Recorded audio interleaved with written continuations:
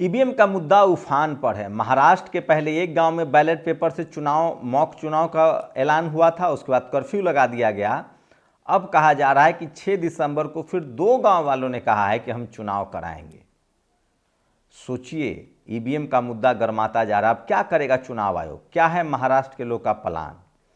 और सुखबीर सिंह बादल पर किसने फायरिंग की? राहुल गांधी को संभल क्यों नहीं जाने दिया गया? क्या था राहुल गांधी का प्लान? और आज एक वीडियो वायरल हो रहा है। सोचिए, किसान नेता राकेश टिकैत कैसे पुलिस को चकमा देने में कामयाब रहे और कहां बीजेपी के नेता पर गैंग रेप का आरोप लगा। ये तमाम बड़ी खबरें जो कोई आपको नहीं दिखाएगा, जिसका विश्लेषण नहीं करेगा, जो टीवी अखबार नहीं दिखाएगा।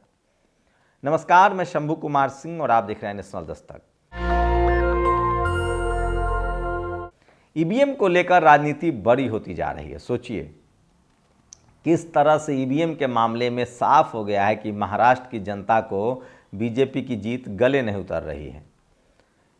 पहले एक गांव में बैलेट पेपर से मॉक चुनाव का फैसला हुआ कि इससे पता चल जाए कि किसने किसको वोट दिया था। प्रशासन ने वहां कर्फ्यू लगा दिया। अब 2 गांव में 6 दिसंबर को फिर बैलेट पेपर छपवाकर वोटिंग करवाया जाएगा। सोचिए, इसे चुनाव आयोग के साख पर बट्टा लग रहा है। सीनियर पत्रकार उर्मिलेश लिखते हैं कि ईवीएम के खिलाफ मैं तब भी था जब कांग्रेस सत्ता में थी, और जब वीवीपैट लगा दिया गया तो ईवीएम और खतरनाक हो गया। तो सोचिए, इस देश में दलित, पिछड़े, किसान, आदिवासी, अल्पसंख्यक कभी सत्ता में नहीं आएंगे। इस देश में आज़ादी के बाद जब लोकतंत्र लागू हुआ तो SC ST के रिजर्व सीट पर लोग अपने नौकरों को जिताते थे।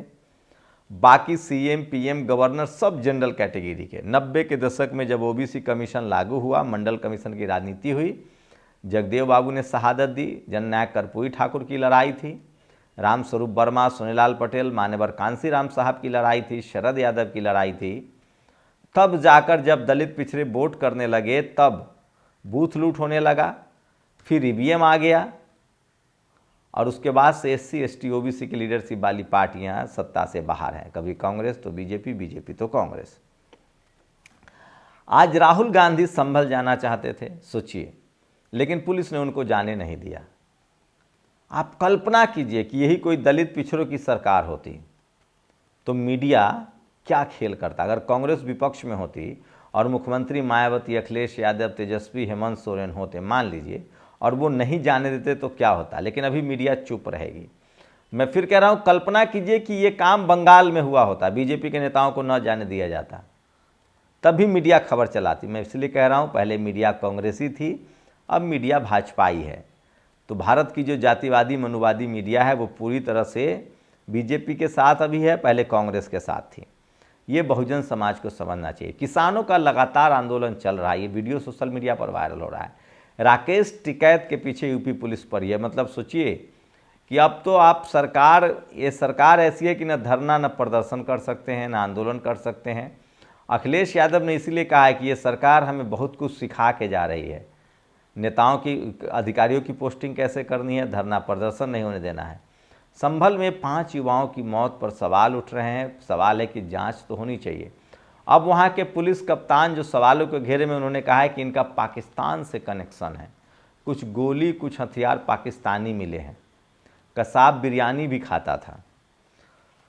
तो ये तमाम बड़ी खबरें हैं जो सोशल मीडिया पर वायरल है। और सुखबीर सिंह बादल को कुछ सज़ा मिली है जो गुरुद्वारा प्रबंधन कमेटी की तरफ से, और आज उन पर गोली चलाने की कोशिश हुई। वो बाल बच गए, उनके पास के लोगों ने उनको बचाने की कोशिश कर दी। तो अभी भी बीजेपी का जो कोर एजेंडा है वो हिंदू मुस्लिम लगातार जारी है। वो कैसे, आप देखते जाइए। ये है बीजेपी के पूर्व मंत्री नारद राय। ये हाथ में तलवार लेकर चलते हैं। सोचिए, एक नेता, बीजेपी का राजनीति इस कदर हो रहा है। ये तस्वीरें सोशल मीडिया पर वायरल है। BHU गैंग रेप के आरोपी जो कि बीजेपी से जुड़ा हुआ है, सक्षम पटेल, उसको जमानत मिल गई है। और एक और बीजेपी के नेता हैं बरेली से, जो जावेद अंसारी, इन पर गैंग रेप का आरोप लगा है। ये भी खबर है, मैं तस्वीरें आपको सोशल मीडिया पर दिखा रहा हूँ। और राकेश टिकैत आगे, पुलिस पीछे। किसान आंदोलन में वो नोएडा में धरने पर बैठे हुए हैं, तो प्रदर्शन नहीं किया जा रहा है। और पीडब्ल्यूडी के इंजीनियर को घूसखोरी में धरे गए हैं। एक यूपी से बड़ी खबर आई है कि पोस्टिंग जो सरकारी नौकरी खत्म की जा रही है, क्योंकि दलित रिजर्वेशन देना पड़ेगा SC ST OBC को, तो इसीलिए वहाँ आउटसोर्सिंग पर नियुक्ति होती है। बस फर्क करना ये है कि 5 सैलरी आपको देनी पड़ेगी, उसमें से 50% आधा पहले, 50% बाद में, वो भी दिखाऊंगा। और यूपी में खाद की कोई कमी नहीं है। देखिए किस तरह का जनसैलाब है, भीड़ लगी हुई है। और प्रजापति इंदर बजरंगी ने लिखा है, पहले ये बीजेपी में थे। नितिन प्रजापति 198 नंबर लाकर डिस्क्वालीफाइड, मोहित शर्मा 188 लाकर क्वालिफाइड, यानी EBS OBC से कम नंबर लाकर सेलेक्ट हो रहा है। और दिल्ली में बीजेपी बड़े स्तर पर वोटर लिस्ट से नाम लोगों का कटवा रही है, ये अरविंद केजरीवाल का आरोप है। चंद्रशेखर आजाद ने कहा है कि संत श्रोमणी रविदास महाराज जी के जयंती पर राष्ट्रीय अवकाश घोषित किया जाए। ये सोशल मीडिया पर वायरल है। और 8 पे कमीशन, इसका कोई अनुमान नहीं है। अभी तक सरकार ने खुद संसद में कहा है, राज्य वित्त मंत्री पंकज चौधरी ने कहा है कि 8वें वेतन आयोग के गठन का कोई भी प्रस्ताव सरकार के पास विचाराधीन नहीं है। तो सरकारी कर्मचारियों को मुबारक हो। पहले हाफ ज्वाइनिंग रिटर्न मिलने के बाद 25,000 इन हैंड सैलरी है, 5 सैलरी देनी होगी, मतलब 1.25 लाख रुपए। जानिए यूपी में सरकारी विभागों में बेची जा रही आउटसोर्स नौकरियों की पूरी सच्चाई। दैनिक भास्कर ने स्टोरी की है जो मैं आपको दिखा रहा हूँ। राहुल गांधी को आज जाने नहीं दिया गया संभल, ये भी सोशल मीडिया पर खबर है। तो पहले कांग्रेस भी इसी तरह की पॉलिटिक्स करती थी, बस फर्क इतना था कि तब बीजेपी आंदोलन नहीं करती थी, दलित पिछड़े नेताओं को नहीं जाने देती थी। अब वही सारा काम उनके साथ बीजेपी कर रहा है और ये सोशल मीडिया पर वायरल है। और ये दोनों शख्स को पहचान लीजिए, अपूर्व उर्फ अतुल श्रीवास्तव और स्नेहिल श्रीवास्तव, ये दोनों सगे भाई हैं और इन्होंने एक महिला इंस्पेक्टर के बेटी से चैन लूट लिया था। हम चेहरा नहीं दिखाना चाहते, लेकिन सोचिए बेरोजगारी किस कदर है और युवा कहाँ जा रहा है। डॉलर जो है वो अब 85 रुपये करीब हो गया है। रवीश कुमार ने तंज किया, रुपये 2014 से पहले कमज़ोर हुआ करता था, जब लोग बोला करते थे। जब से लोग डर के मारे चुप हो गए हैं, रुपया मजबूत हो गया है। गोलमाल है भाई, सब गोलमाल है। रागिनी नायक है।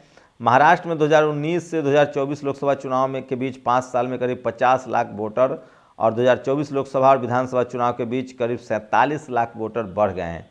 ये वही रागिनी नायक, कांग्रेस से भी इनको पूछना चाहिए, वही लेके आई थी EVM। 5 बजे वोटर टर्नआउट 58%, रात 11 बजे 65% और 2 दिन बाद 67% हो गया। मोदी है तो मुमकिन है। प्रियंका गांधी कह रहे हैं कि राहुल गांधी को क्यों नहीं जाने दिएगा, और ये तस्वीरें देखिए जो आपको शर्मसार कर देगा। राजस्थान में सफाई भर्ती में भ्रष्टाचार के विरोध में सफाई कर्मचारी कमर में हांडी और झाड़ू लटकाकर विरोध प्रदर्शन कर रहे हैं। सोचिए अब सफाई कर्मचारी की नौकरी में भी भ्रष्टाचार हो रहा है। और ECI को बैलेट पेपर से डर लगता है, भाजपा को बैलेट पेपर से डर लगता है, भाजपा समर्थकों को बैलेट पेपर से डर लगता है, भाजपा के सहयोगियों को बैलेट पेपर से डर लगता है। तो ये चुनाव, और कर्मचारियों को नौकरी से निकाल कर भी, एक और खबर सुनिए, कर्मचारियों को नौकरी से निकाल कर भी यूपी में हो रही है कमाई। टेस्ट में फेल करके हटाते हैं, फिर 5 सैलरी एडवांस लेकर नई नियुक्ति दे रहे हैं। ये भी भास्कर ने ही रिपोर्ट की है। तो आज पूरे गाजीपुर जो बॉर्डर है यूपी और दिल्ली का, उसको पूरे एकदम सीमा के तरह तब्दील कर दिया गया था, बैरिकेडिंग कर दी गई थी। और राहुल, प्रियंका, उनके नेता जा रहे थे, उनको नहीं जाने दिया गया है। और सोशल मीडिया पर आज राकेश टिकैत का ही वीडियो वायरल है, जिसमें यूपी पुलिस के जवान जो है उनके पीछे उनको अरेस्ट करना चाह रहे थे। और महाराष्ट्र के 2 गांव में और 6 दिसंबर को वोटिंग होगी। ये तमाम बड़ी खबरें हैं जो सोशल मीडिया पर वायरल है, और इसलिए मैं कह रहा हूँ सोशल मीडिया ही सच्चा मीडिया है, सोशल मीडिया ही बहुजन मीडिया है। संजय सिंह ने कहा है कि 2200 करोड़ की रिश्वत ली है, इसलिए केजरीवाल फ्री बिजली फ्री शिक्षा बुरी लगती है भाजपा वालों ने अडानी से। तो ये तमाम खबर है जो सोशल मीडिया पर वायरल है। आप लोग अपनी प्रतिक्रिया जरूर दीजिए, आपकी प्रतिक्रिया बहुत ज़रूरी है। शुक्रिया। नेशनल दस्तक की आपसे गुजारिश है कि अगर इसको बचाना चाहते हैं तो नेशनल दस्तक को सब्सक्राइब करने के लिए रेड कलर के सब्सक्राइब बटन को दबाएं, फिर बेल आइकन की घंटी दबाएं। नेशनल दस्तक को बचाने के लिए बहुत जरूरी है कि हर खबर को शेयर करें, लाइक करें, कमेंट जरूर करें।